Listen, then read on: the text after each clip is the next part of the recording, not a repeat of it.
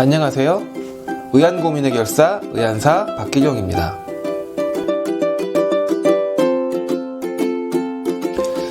지난 영상에서 의안의 파손, 그리고 그거에 대한 대비, 그리고 어떻게 보관해야 되는지 이런 것들에 대한 이야기를 했는데요. 이번 영상은 그것에 이어지는 더해서 다른 그런 상황들에 대한 이야기를 하려고 합니다.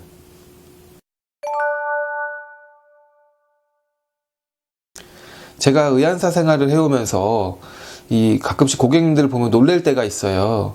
어떻게 관리하냐고 여쭤보면 아주 기상천외한 그런 답을 하시는 분들도 계시거든요. 그 정도로 좀 참 희한한 관리를 하시는 분들도 계십니다. 근데 그분들한테 한번 제가 여쭤봐요. 어떻게 이렇게 관리하시게 됐냐?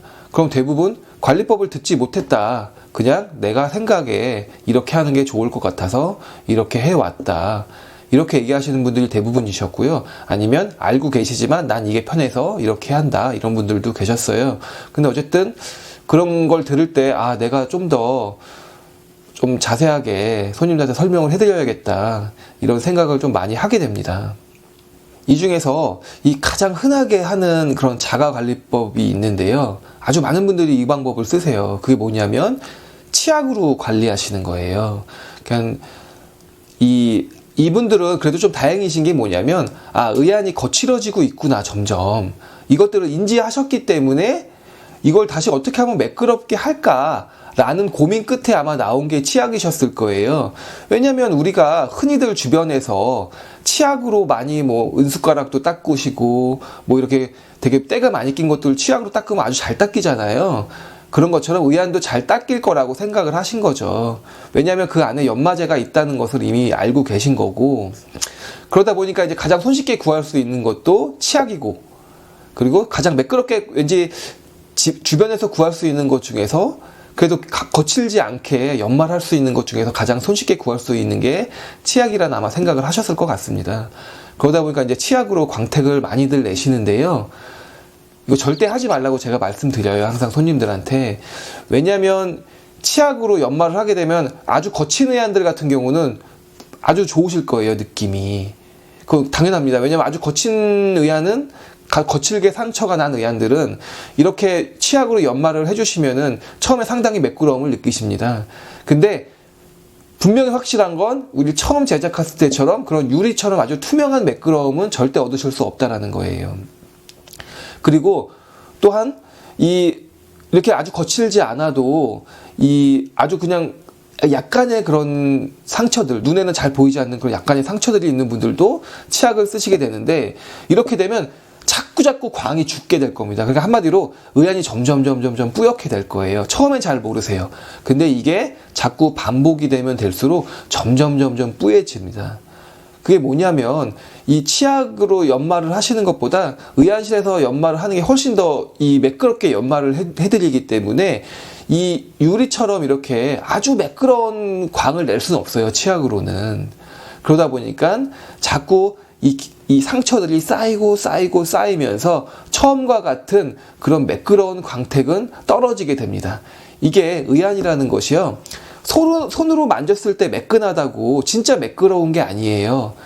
이 눈 속은 그거보다 훨씬 예민하고 눈은 하루에도 수천 번씩 눈을 깜빡이기 때문에 조금이라도 더 매끄러워야지 이 누적되는 것을 조금이라도 없애줄 수가 있는데, 이 거칠기가 자꾸 거칠어지면 눈도 깜빡이면서 계속 누적이 되고, 그러면서 이게 점점 이 고통을 동반하게 되는 거거든요.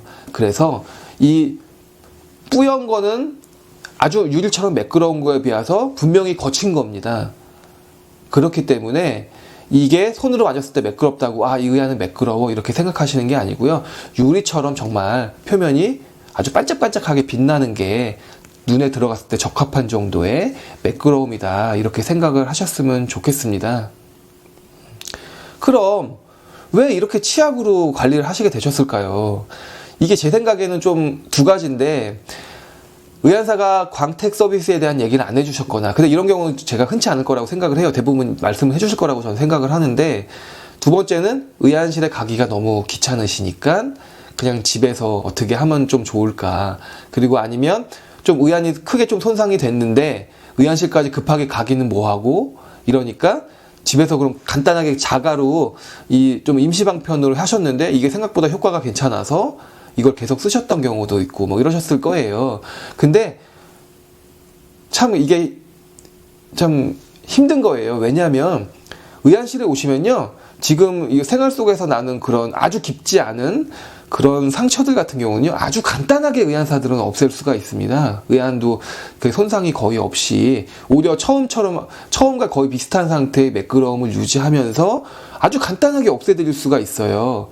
그래서 그렇게 막 힘들게 고민하고 하시기보다는 그냥 의안실에 방문하셔서 의안을 광택 서비스를 받으시는 게 아주 속편하고 간단하고, 그리고 의안도 손상이 최대한 덜 가는 그런 방법이라는 걸 명심을 해주시고 그냥 방문을 하세요. 의안실에 방문하셔서 광택을 받으십시오.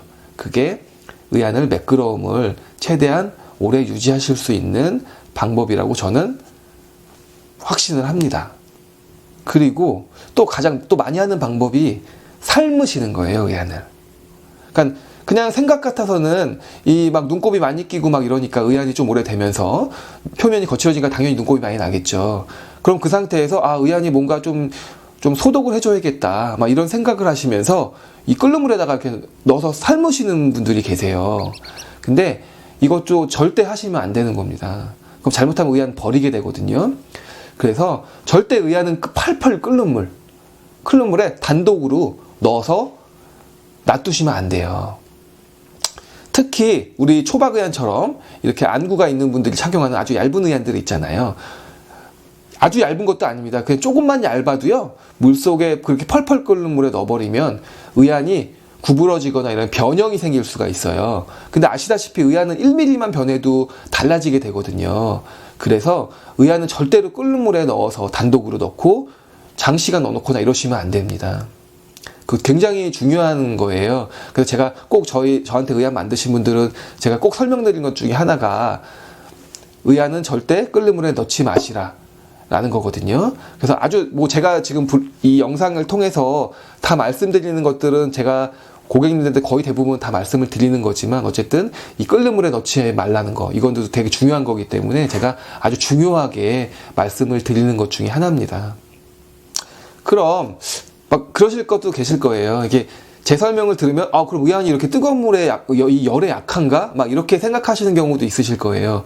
근데 전혀 걱정하지 않으셔도 됩니다. 의안을 끼신 분들이 그 일상생활을 함에 있어서 발생할 수 있는 그런 것들은요, 모두 똑같이 하시면 돼요. 의안을 끼건 끼지 않던 간에 똑같이 하셔도 됩니다. 의안은 그 정도로 약하지는 않습니다. 왜냐면 특히 그럼 사우나도 안 되냐? 아니에요. 하셔도 돼요. 그러면 아주 뜨거운 물에 타면 안 되냐? 아니에요. 우리 커피나 이게 녹차 같은 거 마시는 그런 뜨거운 물이 있잖아요. 그런 물에다가는 넣으셔도 의안은 아무런 문제가 없어요. 단지 주의하셔야 될 게 펄펄 끓는 물에 넣지 말라는 겁니다. 그 정도 뜨거운 물 말고 우리 찬물 정도의 뜨거운 물, 사우나 같은 거는 전혀 상관이 없어요. 그러니까는 그런 일상생활을 해오셨던 것들을 위축해서 하실 필요도 전혀 없고요. 그냥 똑같이 영위하시면 됩니다. 단지 팔팔 끓는 물에만 넣지 말라고 제가 말씀을 드리는 겁니다. 이렇게 여러 가지 생각하셨던 방법들대로 의안을 관리를 하셨던 분들이 있을 거예요. 이런 것보다는요, 제가 전 영상에서도 말씀드렸다시피 잘 세척해 주시는 거. 이게 가장 좋아요. 이게 잘 세척 주기적으로 자주 하셔도 상관없어요. 그리고 뭔가 눈이 불편하다 싶으면 자꾸 이 더러운 손수건 같은 걸로 이렇게 눈 비비면서 눈곱을 닦아내시기보다는요, 빼셔서 흐르는 물에라도 닦아주시고 이렇게 해서 기름기랑 눈곱들을 없애주시는 게 오히려 더 효과적이고요.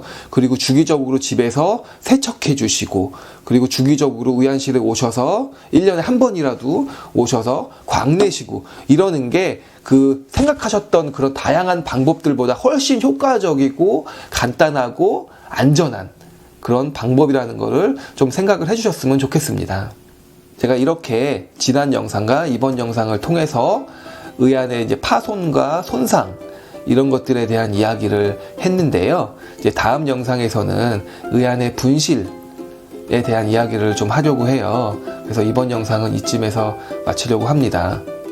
이 영상이 의안 착용을 준비하시는 분, 그리고 의안 착용을 하시는 분들에게 조금이라도 도움이 되길 바라면서 영상을 마치겠습니다. 감사합니다.